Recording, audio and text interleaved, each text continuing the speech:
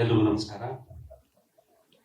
ಅನಂತ್ ಮತ್ತು ಗಾಯತ್ರಿ ಮೇಡಮ್ ಇಬ್ಬರಿಗೂ ಅಭಿನಂದನೆಗಳು. ಬಹಳ ಸಂತೋಷದ ವಿಷಯ ಇದೆ ನಮಗೆ. ಇದರ ಅನುಭವ ನಾವು ನಿಮ್ಮ ಜೊತೆಯಲ್ಲಿ ಸಾಗಿದ ಪ್ರಯಾಣದಲ್ಲಿ ನಮಗೆ ಗೊತ್ತದು ಎಷ್ಟು ಸಂತೋಷ ತಂದಿದೆ ಅಂತ. ಹಾಸನಗೋರೆ ನಿಮಗೂ ಅಭಿನಂದನೆಗಳು. ಅನಂತ್ ಅವ್ರ ಬಗ್ಗೆ ಮಾತಾಡಿಸೋದು ದೊಡ್ಡವನಲ್ಲ, ಅವ್ರ ಜೊತೆಯಲ್ಲಿ ಕಳೆದಂಥ ಕೆಲವು ಕಲಿತಂಥ ಪಾಠಗಳು, ಆ ಅನುಭವಗಳನ್ನ ಹಂಚ್ಕೋಬಹುದು ಅಷ್ಟೇ. ನಾನು ಇನ್ನು ಚಿತ್ರರಂಗಕ್ಕೂ ಬಂದಿರಲಿಲ್ಲ, ನಾಟಕ ರಂಗದಲ್ಲೂ ಇರಲಿಲ್ಲ, ಬಟ್ ಸಿನಿಮಾ ನೋಡೋ ಹುಚ್ಚಿತ್ತು. ಆಗ ಆನಂದ್ಜಿಯವರ ಅನೇಕ ಸಿನಿಮಾಗಳು ನೋಡಿದ್ದೆ. ನಮ್ಮ ಶ್ಯಾಮ್ ಮಂಗಲ್ ನಿರ್ದೇಶನದ್ದು, MS ಸತ್ಯವರ ನಿರ್ದೇಶನದಲ್ಲಿ.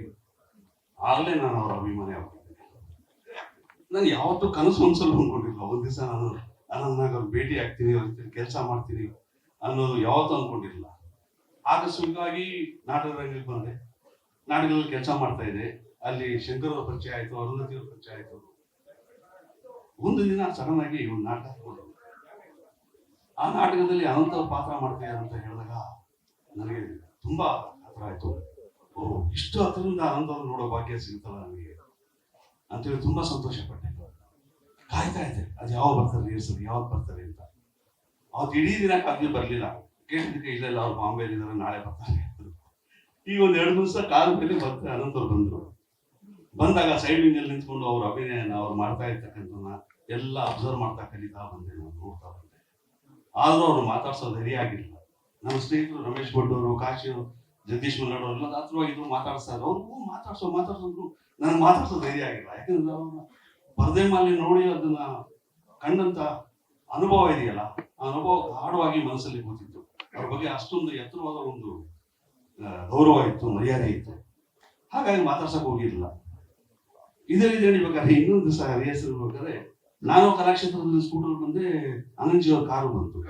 ಸರಿ, ನಾನು ಸ್ಕೂಟರ್ ಬಿಟ್ಟು ಸರಿ ಅನಂತ್ಜಿ ಅವ್ರು ಒಳಗೋಗಿ ಅಂದ್ಬಿಟ್ಟು ನಾನು ಸೈಡಲ್ಲಿ ನಿಂತ್ಕೊಂಡೆ, ಅವ್ರು ಅಡ್ಡ ಹೋಗೋದು ಬೇಡ ಅಂತ. ಅವ್ರು ಹೋಗ್ತಾ ನಿಂತ್ಬಿಟ್ಟು, ಯಾಕೆ ರಿಹರ್ಸಲ್ ಇಲ್ವಾ? ಇದೆ ಸರ್, ಬನ್ನಿ ಮತ್ತೆ ಐಸ್ ಬ್ರೋಕ್ ದಟ್ ಡೇ. ಅವತ್ತು ಸ್ವಲ್ಪ ನನಗೆ ಸಲೀಸ್ ಆಯ್ತು, ಇಲ್ಲ ಮಾತಾಡಿಸ್ತಾರೆ, ತೊಂದರೆ ಇಲ್ಲ ಅಂತ ಹೇಳಿ. ಹಾಗೆ ನಾಟಕದಲ್ಲಿ ಅವ್ರ ಜೊತೆ ಅಭಿನಯಿಸಿದ ನಾನು ಬ್ಯಾಕ್ ಸ್ಟೇಜ್ ಕೆಲಸ ಅದು ಇದು ಮಾಡ್ತಾ ಇದ್ದೆ. ನೋಡಿ ಸಾಕಂತ ಕಲಿತೆ. ಅನೇಕ ಬಾರಿ ಶಂಕರ್ ಅವ್ರ ಜೊತೆ ಇದ್ದಾಗ ಅನಂತ್ ಸರ್ ಮೀಟ್ ಆಗೋದು ಆಯ್ತು. ನಂತರ ನನಗೆ ಸಿನಿಮಾ ಕೆಲಸ ಮಾಡ್ತಕ್ಕಂಥ ಒಂದು ಅವಕಾಶ ಬಂತು. 2ನೇ ಸಿನಿಮಾನೇ ಶಂಕರ್ ಅವರ ನಿರ್ದೇಶನದಲ್ಲಿ ಕೂಗು ಅಂತಕ್ಕಂಥ ಒಂದು ಸಿನಿಮಾ. ಆ ಸಿನಿಮಾಗೆ ಶಂಕರ್ ನನಗೊಂದು ಪಾತ್ರ ಕೊಟ್ಟು, ಸರಿ ನಾನು ಆ ಪಾತ್ರ ಒಪ್ಕೊಂಡೆ ಮಾಡ್ತಾ ಇದ್ದೆ. ಅದರಲ್ಲಿ ಅನಂತ್ ಸರ್ದು ಜೊತೆ ಕಾಂಬಿನೇಷನ್ ಬಂದಿರಲಿಲ್ಲ ಇನ್ನು. ಒಂದ್ ದಿವಸ ಒಂದು ಚೌಲ್ಟ್ರಿಯಲ್ಲಿ ಒಂದು ಇಂಟ್ರಾಗೇಷನ್ ಸೀನು, ಅನಂತ್ ಅವರು ಇನ್ಸ್ಪೆಕ್ಟರ್ ಪಾತ್ರ ಮಾಡಿದ್ರು, ನಾನೊಬ್ಬ ರೆಬಲ್ ಯುವಕ. ಅದರಲ್ಲಿ ಇಂಟ್ರಾಗೇಷನ್ ಕೆ ವಿ ರಾಜ್ ಅವರು ಡೈಲಾಗ್ ಕೊಟ್ಟರು, ರಮೇಶ್ ಭಟ್ ಇದ್ರು, ಕೆ ವಿ ರಾಜ್ ಅವರು ಡೈಲಾಗ್ ಕೊಟ್ಟರು. ನಾನು ಡೈಲಾಗ್ ಎಲ್ಲ ನೋಡಿದೆ, ಎದುರುಗಡೆ ಕಾಂಬಿನೇಷನ್ ಅನಂತ್ ಅವ್ರು ಇತ್ತು. ಸರ್, ಈ scene emotion scene Anant sir ಜೊತೆ ಹೆಂಗ್ ಸರ್ ಮಾಡೋದು ಅಂತ. ಅವ್ರು ಕೆ ವಿ ರಾಜ್ ಅವ್ರು ಗೊತ್ತಲ್ಲ ನಿಮ್ಗೆ, ನೀನ್ ಕೆಲಸ ನೀನ್ ಮಾಡೆ. ಸರಿ ಆಯ್ತು ಅಂತ ಹೇಗೋ ಧೈರ್ಯ ಮಾಡಿ ಉಸಿರು ಕಟ್ಕೊಂಡು ಮಾಡ್ತಾ ಇದ್ದೆ. ಅನಂತ್ ಸರ್ ಬಂದ್ರು, ಸರಿ ರಿಹರ್ಸಲ್ ಆಯ್ತು, ಎಲ್ಲ ಆಯ್ತು. ಒಂದೇ ಶಾರ್ಟ್ ಅಲ್ಲಿ ಟೇಕ್ ಮುಗಿದ್ರು. ಟೇಕ್ ಮುಗಿದ ಕೂಡಲೇ ಎಲ್ಲಿ ಹೇಗೆ ದೊಡ್ಡವರಾಗ್ತಾರೆ ಅನ್ನೋದಕ್ಕೆ ಒಂದು ಉದಾಹರಣೆ ಅಷ್ಟೇ. ಟೇಕ್ ಮುಗಿದ ಕೂಡಲೇ ಅನಂತ್ ಅವ್ರು ಬಂದು ನನ್ನ ತಗೊಂಡು ಬೆಂಕ್ ತಟ್ಬಿಟ್ಟು ಯಾರ ಆಕ್ಟ್ರೆಸ್ ಅಂತ. ಆವತ್ತು ನನಗೆ ಒಂದು ನಂಬಿಕೆ ಬಂತು, ನಾನು ಈ ಚಿತ್ರರಂಗದಲ್ಲಿ ಬೆಳೀಬೋದು, ಒಬ್ಬ ನಟ ಆಗ್ಬೋದು. ಯಾಕಂದ್ರೆ ನಾನು ಅವರ ಅಭಿನಯನ ಅಷ್ಟು ಎತ್ತರದಲ್ಲಿ ನೋಡೋದು. ಅವರ ಮಾತು ಹೇಳಿದಾಗ ನನಗೆ ತುಂಬಾನೇ ಧೈರ್ಯ ಬಂತು, ಮುಂದುವರಿಬಹುದು ನಾನು ಈ ಚಿತ್ರರಂಗದಲ್ಲಿ ಅಂತ. ಆನಂತರ ಅನೇಕ ಅನುಭವಗಳಾಗಿದೆ. ಅನಂತರ ಸಾಕಷ್ಟು ಕಾಲ ಕಳ್ತಿದ್ದೀವಿ. ಅವ್ರ ಜೊತೆ ಶೂಟಿಂಗ್ ಮುಗಿದ್ಮೇಲೆ ಕೂತ್ಕೊಂಡು ಹಾಡುಗಳು ಕೇಳಿದ್ದೀವಿ, ಮಾಡಿದ್ದೀವಿ ಎಲ್ಲ. ಇಂಥ ನೀವೆಲ್ಲ ಹೇಳಿದಾಗೆ ಆಗಲೇ ಅನೇಕ ಅನುಭವಗಳಿದೆ. ಒಂದು ಉದಾಹರಣೆ ಒಂದು ಹೇಳ್ತೀನಿ ನಾನು. ದಿನೇಶ್ ಬಾಬು ಅವರ ಚಿತ್ರ ಮಡಿಕೇರಿಯಲ್ಲಿ ಶೂಟಿಂಗ್ ಮಾಡ್ತಾ ಇದ್ವಿ. ಒಂದು ಆಗ್ಲೇ ಒಂದು ಸುಮಾರು 10 ದಿನ ಶೂಟಿಂಗ್ ಮಾಡಿದ್ವಿ. ಒಂದು ಸಾಂಗ್ ಸನ್ನಿವೇಶ, ಸಾಂಗ್ ನ ಕಂಪೋಸ್ ಮಾಡ್ತಿದ್ದಾರೆ ಎಲ್ಲರೂ, ಮಾಸ್ಟ್ರು ಎಲ್ಲ ಕಂಪೋಸ್ ಮಾಡ್ತಿದ್ದಾರೆ. ಅನಂತ್ ಬಂದು ಕಾರ್ ಹಿಡಿದ್ರು, ಬಂದು ನಾನು ಕೂತಿದ್ದೆ, ಪಕ್ಕದಲ್ಲಿ ನಿಂತ್ಕೊಂಡಿದ್ರು.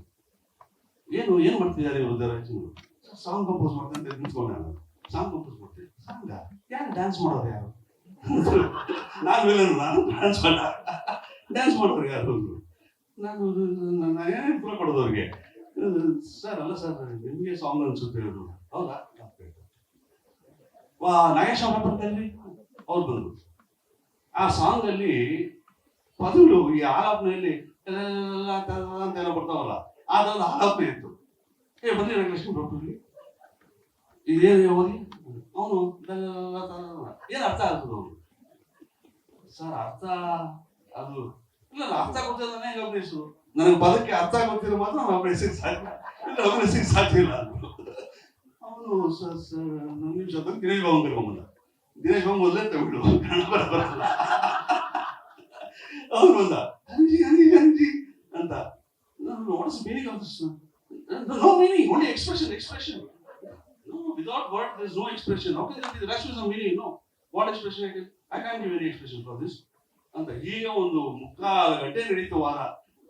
ಅದೇ ಕೊನೆಗೆ ಅನಂತರು ಒಂದು ಮಾತು ಹೇಳಿದ್ರು, ಅಲ್ಲ ರೀ ಅಸೋಸಿಯೇಟ್ ಡೈರೆಕ್ಟರ್ಗೆ ಅರ್ಥ ಆಗೋದಿಲ್ಲ, ಡೈರೆಕ್ಟರ್ಗೆ ಅರ್ಥ ಆಗೋದಿಲ್ಲ, ಕ್ಯಾಮ್ರಾಮನ್ಗೆ ಅರ್ಥ ಆಗೋದಿಲ್ಲ, ಕೊರಿಯೋಗ್ರಾಫರ್ಗೆ ಅರ್ಥ ಆಗೋದಿಲ್ಲ, ನಾನ್ ನಡ್ಸೋಕೆ ಮುಟಾಳ ಅನ್ರಿ.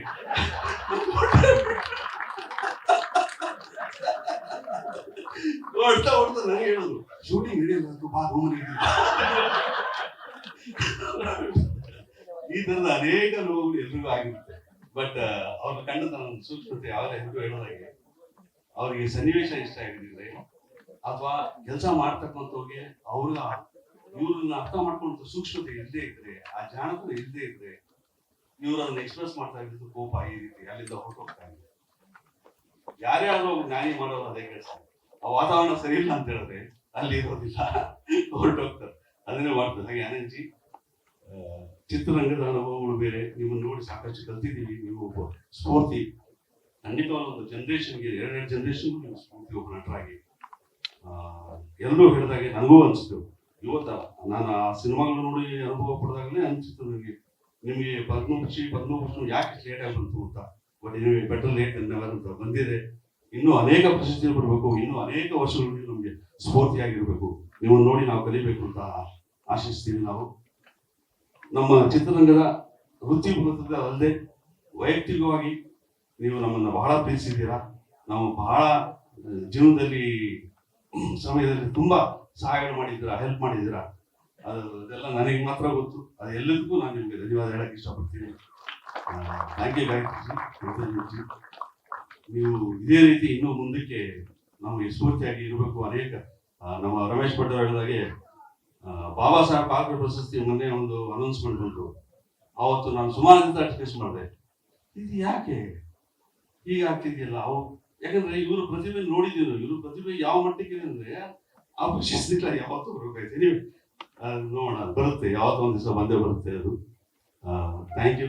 ಯಾವತ್ತೂ ನಮ್ಗೆ ಸ್ಫೂರ್ತಿಯಾಗಿರಿ ಮನಸ್ಸಿಗೆ. ಹಾಸನಗೂ ಅವರೇ ನಿಮಗೂ ಅಭಿನಂದನೆಗಳು. ನಿಮ್ಮ ಜೊತೆ ಸಾಕಷ್ಟು ಕೆಲಸ ಮಾಡಿದ್ದೀನಿ ನಾನು ಹೊಸದಾಗಿ ಬಂದಾಗ ನಾನು ಇನ್ನೂ ಆಗ್ತಾನೆ ಫೈಟಲ್ಲಿ ಕಲಿತಾ ಇದ್ದೆ.